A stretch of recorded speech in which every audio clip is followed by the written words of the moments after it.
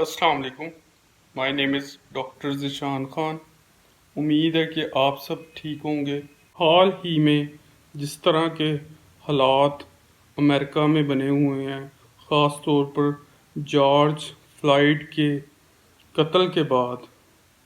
تو اس طرح کے جو مظاہرے ہیں، یعنی وہ قوم جسے ہم امریکنز کہتے ہیں، وہ ایک عام آدمی کی جان کو کس قدر اہم سمجھتی ہے، اور خاص طور پر اس جان کو جو کہ ان کے نزدیک ایک نسل پرستی کا کافی حد تک شکار بھی رہ چکی ہے، اور اس کی مثالیں موجودہ دور میں بھی ملتی ہیں. اور یہ جو جارج فلائیڈ کا قتل ہے، یہ نسل پرستی کا ایک واحد واقعہ نہیں، اس سے پہلے بھی اس طرح کے واقعات ہوتے رہے ہیں، لیکن یہ بیسیکلی ظاہر کرتا ہے کہ جو ایک زندہ قوم ہوتی ہے اس کا کریکٹر کیا ہوتا ہے. جو امریکہ میں اب مظاہرے جاری ہیں، اور خاص طور پر اس بات کی ڈیمانڈ کی جا رہی ہے کہ جو ایکویلٹی ہے یا جو ہیومن رائٹس کی گونج ہے، جس کی ویسٹ میں اور خاص طور پر امریکہ میں بہت بات ہوتی ہے، تو اس پر عمل کیوں نہیں ہوا؟ اگر ہم اس چیز کو اپنے ملک یا بر صغیر سے کمپیئر کریں، یعنی سب کنٹیننٹ جس میں پاکستان، انڈیا، بنگلہ دیش، یعنی ہماری طرح کے ممالک شامل ہیں، تو ہماری قوم ان قوموں سے یعنی امریکن سے کس طرح مختلف ہے. ہمارے نزدیک انسانی جان اس حد تک معمولی ہے کہ ایک ایئر کریش ہوتا ہے کراچی میں، جس میں تقریباً 97 لوگ مارے جاتے ہیں، اور ہم سارے اس چیز کو بلا کر آگے بڑھ جاتے ہیں. اسی طرح اگر ماڈل ٹاؤن میں 14 لوگ مارے جاتے ہیں، انہیں بھون دیا جاتا ہے گولیوں سے، ہم اس پر بھی سوئے رہتے ہیں. اسی طرح اگر ساہیوال کا واقعہ ہوتا ہے تو اس کو بھی بلا دیا جاتا ہے. تو یہ بیسیکلی ہمارا یا ہم جیسی اقوام کا کریکٹر شو کرتا ہے کہ ہمارے نزدیک انسانی جان کی کوئی قدر نہیں، اور اسی وجہ سے ہم لوگ بہت پیچھے ہیں. پاکستان اور باقی ترقی یافتہ ممالک میں یہی تو وہ بنیادی فرق ہے جس کی وجہ سے وہ فرسٹ ورلڈ کنٹریز کہلاتی ہیں اور ہم تھرڈ ورلڈ کنٹریز. اب اس میں ایک اور بات بہت اہم ہے کہ جو ایئر کریش ہوتا ہے وہ ہر کچھ دیر بعد اس طرح کے واقعات رپیٹ ہوتے ہیں، لیکن ان پر کوئی خاطر خواہ توجہ نہیں دی جاتی. اس کی بہترین مثال یا جسے کہ ہم بدترین مثال بھی کہہ سکتے ہیں، وہ یہ ہے کہ پاکستان کو بنے 72 ایئرز تقریباً ہو گئے ہیں. اس 72 ایئرز میں جو پی آئی اے ہے، یعنی ہماری قومی ایئر لائن، اس کے وجود کو بھی تقریباً اتنا ہی عرصہ گزر چکا ہے. تو اس دوران جو پی آئی اے کے واقعات ہوئے ہیں، ایئر کریشز، وہ 85 ہیں. یعنی 72 ایئرز میں 85 کریشز، اور ہر کریش کے بعد ہم علامتی طور پر سوگ مناتے ہیں اور پھر اس چیز کو بلا کر آگے بڑھ جاتے ہیں. اگر ہم اسی طرح سوتے رہے، اگر ہم اسی طرح سسٹم کے ساتھ چلتے رہے، تو ہم خود ایک دن اس سسٹم کا شکار ہو جائیں گے. اور یہ کوئی واحد واقعہ نہیں ہے، اس سے پہلے کتنے واقعات ہوئے ہیں. اگر بلدیہ ٹاؤن کراچی کا واقعہ ہوا ہے، کیا اس پر کچھ ہم نے عمل کیا؟ اس کے بارے میں کچھ سوچا؟ نہیں. اسی طرح کے اور بے شمار واقعات ہیں. اگر پوری دنیا میں 42 ایسی ایئر لائنز ہیں جن کو بنے ہوئے سال ہو چکے ہیں، لیکن وہ اس کے باوجود ہر طرح سے محفوظ ہیں، کیونکہ ان کا آج تک کوئی ہوائی حادثہ یعنی ایئر کریش رپورٹ نہیں ہوا. تو یہ کیا ہے؟ ہم اس چیز کو کیوں نہیں مد نظر رکھتے؟ ٹھیک ہے، اگر ایک حادثہ ہوتا ہے تو ہم آئندہ اس حادثے سے کس طرح بچ سکتے ہیں، اس کے بارے میں بھی تو ہم سب کو سوچنا پڑے گا اور کوئی حکمت عملی اپنانا پڑے گی. لیکن ہم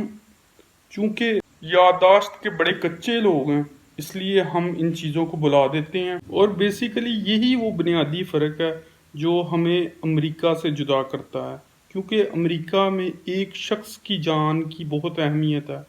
اگر شام میں ایک بچہ سمندر کے کنارے ڈوب کر مر جاتا ہے تو اس پر ساری دنیا افسوس کرتی ہے، اور اس چیز پر جو شامی پناہ گزین ہیں یعنی ریفیوجیز ہیں جو سیرین، ان کو پناہ دینے کے لیے جو فرسٹ ورلڈ کنٹریز ہیں وہ اپنے رولز کو ریلیکس کر دیتی ہیں، یعنی ان کے نزدیک جان کی اہمیت یہ ہے، لیکن ہم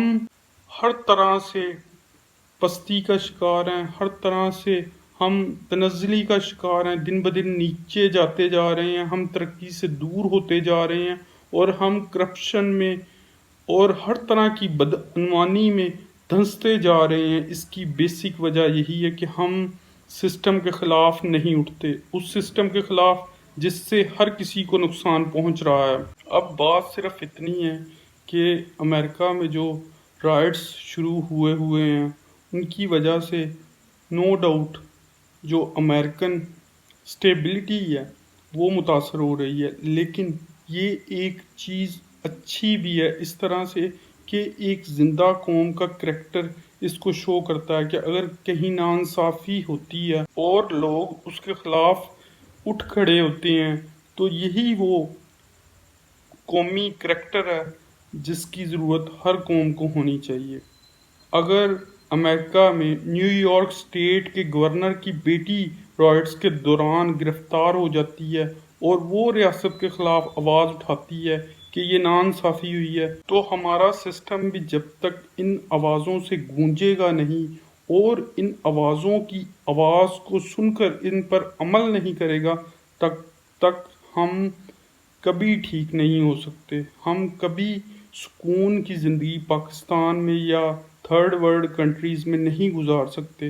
اور ایک عام شہری کا کبھی بھلا نہیں ہو سکتا، وہ ہمیشہ سسٹم کے ہاتھوں ٹھوکریں کھاتا رہے گا، اور جب تک ہمارے مردہ ضمیر زندہ نہیں ہوں گے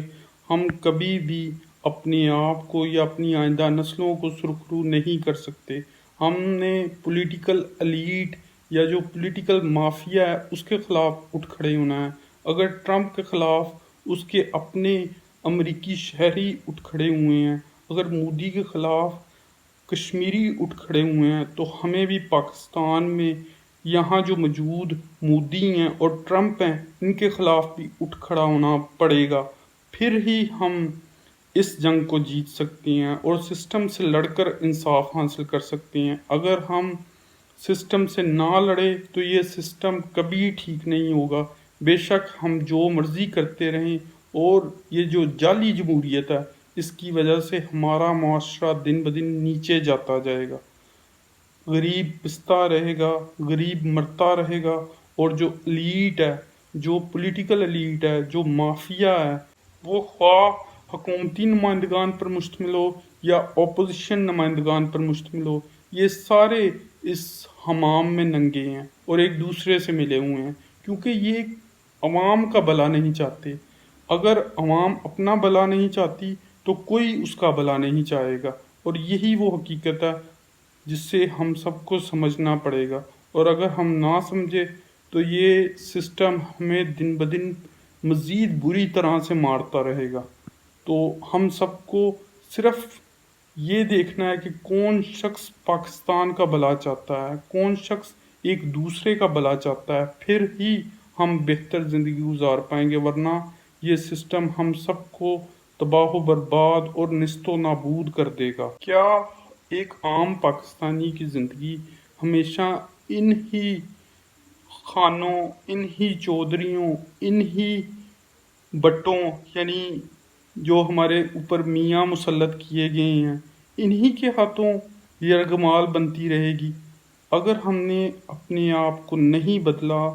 تو یہ لوگ ہمیں مزید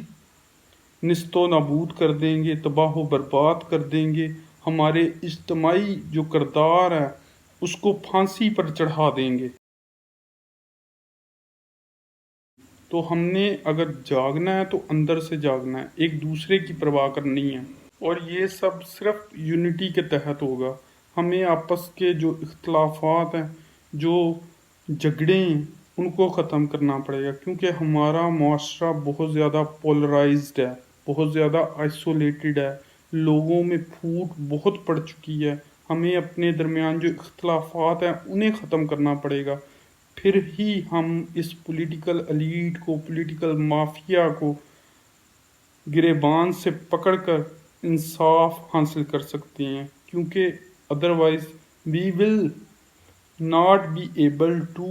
بریتھ ایٹ آل. کیونکہ جارج فلائیڈ یہ کہتا رہا ہے آئی کین ناٹ بریتھ، تو ہم پھر کہیں گے وی کین ناٹ بریتھ، لیکن کوئی ہماری پکار نہیں سنے گا. تو میں امید کرتا ہوں کہ میری اتنی باتیں کرنے کا کم از کم کسی کے دل میں کوئی نہ کوئی اثر ضرور ہوگا، اور ہم ایک دوسرے کا بھلا چاہنا شروع کر دیں گے اور اس پولیٹیکل مافیا کے خلاف آواز اٹھائیں گے. اس کے لیے ہمیں اکٹھا ہونا پڑے گا، ہمیں یکجا ہونا پڑے گا، ہمیں یونٹی شو کرنی پڑے گی، اور کرپشن کے خلاف ہر طرح سے آواز اٹھانی پڑے گی. ہمیں پارٹی بازی سے بچنا پڑے گا، ہمیں ان حکمرانوں سے اپنے آپ کو بچانا پڑے گا، ہر طرح سے ناانصافی کے خلاف آواز اٹھانی پڑے گی، اور اس بات پر عمل کرنا پڑے گا جو حضور پاک صلی اللہ علیہ وآلہ وسلم نے کہی تھی کہ تم میں سے مسلمان وہ ہے جو اپنے بھائی کے لیے بھی وہی پسند کرے جو اپنے لیے پسند کرتا ہے. پھر ہی اصل میں تبدیلی آئے گی، پھر ہی اصل میں ہم سب ترقی کریں گے، ہم سب کو انصاف ملے گا، اور ہم سب ایک دوسرے کو فائدہ پہنچا سکیں گے.